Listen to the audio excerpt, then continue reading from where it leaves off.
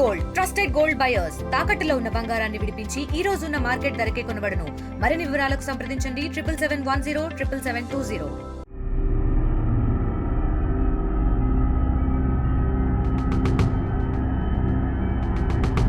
దయచేసి టీవీకి ఏమొద్దు. మేము బిడ్డలు అన్యాయం అయిపోయినారని మేము పీలేర్లో ఉండేది. భార్య భర్తలు అంటే సంసారంలో ఉంటాయి సార్, లేవని చెప్పము, ఉండాయని చెప్పము. అందరి ఇళ్ళల్లో ఎట్టుంటాయో ఇక్కడ అట్టే ఉండాయి. ఇప్పుడు అందరూ తెలుస్తుంటే మా గుండెలు పగిలిపోతుండాయి. మా బాధ అట్లుంది. ఏం చేయలేని పరిస్థితులు మేము నిస్సహాయులుగా నిలబడిపోయినాం ఆ బిడ్డల ముందర.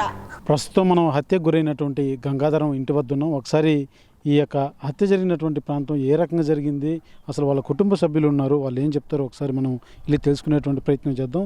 మనం చూస్తున్నది గంగాధరం ఉన్నటువంటి ఇల్లు. చుట్టుపక్కల కూడా పెద్దగా ఈయన ఉన్నటువంటి పరిసరాల్లో పెద్దగా ఇల్లు లేదు.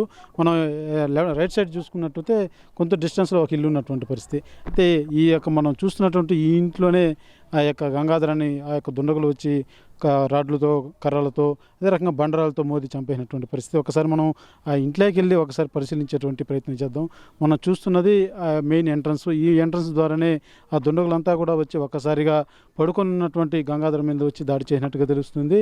ఒక్కసారిగా 6 మంది ఇంట్లోకి చొచ్చుకొని రావడం, ఇంట్లో ఉన్న వాళ్ళంతా కూడా భయాందోళనకు లోనైనటువంటి పరిస్థితి. ఒకసారి మనం చూడొచ్చు, ఇదంతా కూడా ప్రధాన ద్వారం.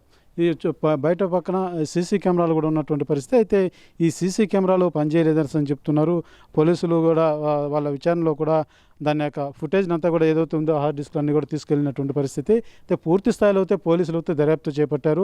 ఒకసారి మనం చూసుకున్నట్టయితే ఈ యొక్క కాంపౌండ్ పక్కన ఏదైతే ఒక చిన్న గుండు లాంటిది ఒక బండతో అతని మీద దాడి చేసినటువంటి ఆ బండను కూడా పక్కన మనం చూడొచ్చు ఒకసారి విజువల్స్లో. ఈ గోడ పక్కన పడేసినటువంటి పరిస్థితి. అటు నుంచి వాళ్ళంతా కూడా ఇక్కడి నుంచి పారిపోయినటువంటి పరిస్థితి. ఒకసారి మనం ఆ ఇంట్లోకి వెళ్ళి వాళ్ళ కుటుంబ సభ్యులు ఉన్నారు, ఒకసారి వాళ్ళతో మాట్లాడేందుకు వెళ్ళి ప్రయత్నం చేద్దాం. ఇదంతా కూడా కేవలం ఒక రియల్ ఎస్టేట్ వ్యాపారస్తుడిగా ఉన్నటువంటి గంగాధరం రియల్ ఎస్టేట్ ఎవరికన్నా గొడవలు ఉన్నాయా, లేకపోతే గతంలో ఇది కుటుంబ వ్యవహారాలకు సంబంధించి కొంతమేరకు గొడవలు ఉన్నట్టుగా తెలుస్తుంది. అయితే ఈ నేపథ్యంలో కుటుంబ సభ్యులు ఎవరైనా ఏమన్నా ఇన్వాల్వ్ అయినారన్న కోణంలో కూడా పోలీసులు అయితే విచారణ చేస్తున్నారు. ఒకసారి మనం వాళ్ళ కుటుంబ సభ్యులతో కాదమ్మా ఒక సెకండ్ మమ్మల్ని దయచేసి టీవీకి ఏమొద్దు, మీకు ఏం సమాధానంగా చెప్తాము. కావాలంటే బిల్డింగ్ తీసుకోండి సార్ దయచేసి. అదే మా చెప్తే తెలుస్తుంది. వద్దు సార్ ప్లీజ్. సరే అమ్మా. మీరు మేము బిడ్డలు అన్యాయం అయిపోయినారని మేము పీలేర్లో ఉండేది. సరే అమ్మా. మీకు కావాలంటే బిల్డింగ్ అంతా తీసుకోండి, ఏం జరిగిందో చూసుకోండి. మమ్మల్ని టీవీ వరకు లాగొద్దండి సార్ దయచేసి. అమ్మా లేదమ్మా, మేమే చేయలేదు. అంటే అనేక రకాలు చెప్తున్నారు కదా, అందువల్ల మీరేమన్నా మాట్లాడతారేమో. ఎంత తెలుసో మాకు అంతకన్నా తక్కువే తెలుసు సార్. ఓకే అమ్మా.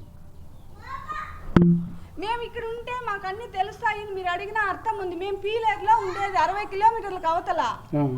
అంటే అమ్మ కాదమ్మా, వాళ్ళు ఎలా ఉండేవాళ్ళు ఏమి అనేసి అని అంతే. ఉండేవాళ్ళంటే మామూలుగా భార్య భర్తలు అంటే సంసారంలో ఉంటాయి సార్, లేవని చెప్పము, ఉండాయని చెప్పము. అందరి ఇళ్ళల్లో ఎట్టుంటాయో ఇక్కడ అట్టే ఉండాయి. సరే అమ్మా. సరే, భగవంతుడికి తెలుసు సార్, మీకెంత తెలుసు దాంట్లో కూడా అర్థం కూడా తెలియదు మాకు. ఇప్పుడు అందరూ తెలుస్తుంటే మా గుండెలు పగిలిపోతుండాయి. మా బాధ అట్లుంది. ఏం చేయలేని పరిస్థితులు మేము నిస్సహాయులుగా నిలబడిపోయినాం ఆ బిడ్డల ముందర. సరే అమ్మా, పర్వాలేదు. ఓకే, ఒకసారి చూడొచ్చు. వాళ్ళ కుటుంబ సభ్యులు మాత్రం మాట్లాడేందుకు వాళ్ళు సస్యమీర అంటున్నారు. మనం ఎంత రిక్వెస్ట్ చేసినా ఉన్నది జరిగింది చెప్పండి. మీ కూతురు అల్లుడు ఎలా ఉండేవాళ్ళు, ఏమైనా గొడవ పడేవాళ్ళ, లేకపోతే ఎలా ఉండేది వాళ్ళ జీవనం అంటూ మనం అడిగితే కూడా వాళ్ళు కనీసం చెప్పేటువంటి పరిస్థితి లేదు. అయితే బాగున్నారు, ఎప్పుడు ఎటువంటి ఇబ్బంది లేదు, బాగున్నారు అనేసి అని వాళ్ళ కుటుంబ సభ్యులు అయితే చెప్తున్నటువంటి పరిస్థితి. అయితే ఒక్కసారిగా ఎవరైతే వాళ్ళ నిద్రిస్తున్న టైంలో ఒకసారి గుర్తు తెలియని వ్యక్తులు ఒకసారిగా 5-6 మంది పైగా వచ్చి ఈ రకంగా కర్రలు రాడ్లతో వచ్చి దాడి చేసి అతని మీద పూర్తి స్థాయిలో మరణించేంత వరకు కూడా వాళ్ళు దాడి చేసినట్టుగా కూడా తెలుస్తుంది. అయితే ఇక్కడ ఉన్నటువంటి స్థానిక ఎవరైతే ఇంట్లో ఉన్నటువంటి తన భార్య గంగాధరం భార్య పోలీసులకు ఇంటిమేషన్ ఇవ్వడం జరిగింది. పోలీసులు కూడా ఇప్పటికీ తీసుకెళ్లి విచారిస్తున్నటువంటి పరిస్థితి. అసలు ఏం జరిగింది ఏమన్న కోణంలో మాత్రం పోలీసులు పూర్తి స్థాయిలో అయితే దర్యాప్తు చేస్తున్నారు. అయితే ఈ యొక్క కేసు సంబంధించి ఏదైతే గతంలో గంగాధర్ మీద ఉన్నటువంటి అభియోగాలకు అనుగుణంగా కుటుంబ సభ్యుల వ్యవహారం ఏమైనా ఉందా, లేకపోతే రియల్ ఎస్టేట్ వ్యాపారంలో ఎవరన్నా ఇతనికి ఏమన్నా ఈ సంబంధించి రియల్ ఎస్టేట్ వ్యాపారం సంబంధించి ఇతర గొడవలు ఏమైనా ఉన్నాయన్న కోణంలో మాత్రం పూర్తి స్థాయిలో అయితే కేసు పోలీసులు దర్యాప్తు చేస్తున్నటువంటి పరిస్థితి మాత్రం నెలకొందని చెప్పాలి. ఒకసారి మనం పోలీస్ స్టేషన్కి వెళ్ళి డిఎస్పీ కానీ లేదా సిఐ కానీ ఈ కేసు సంబంధించి ఎలాంటి విచారణ సాగుతుందో వెళ్ళి తెలుసుకునేటువంటి ప్రయత్నం చేద్దాం. మదనపల్లిలో రియల్ ఎస్టేట్ వ్యాపారస్తులు గంగాధరం హత్య ఒక్కసారిగా మదనపల్లిలో ఉలిక్కిపడేటువంటి పరిస్థితులు నెలకొన్నాయని చెప్పాలి. లేకపోతే ఫాదర్స్ డే రోజునే గంగాధరం కుటుంబ సభ్యులతో ఇంట్లో ఉన్నటువంటి తరుణంలో రాత్రి 10:30-11 గంటల సమయంలో కొంతమంది దుండగులు వచ్చి రాడ్లతో కర్రలతో రాతి బండలతో మోదీ అతన్ని హత్యమార్చినటువంటి పరిస్థితి మాత్రం నెలకొనింది. ఇదంతా కూడా ఒక్కసారిగా ప్రాంతం అంతా కూడా భయాందోళనకు లోనైనటువంటి పరిస్థితి. అయితే మనం ఈ యొక్క కేసు సంబంధించి వాళ్ళ ఇంటి వద్దకు వెళ్ళడం జరిగింది.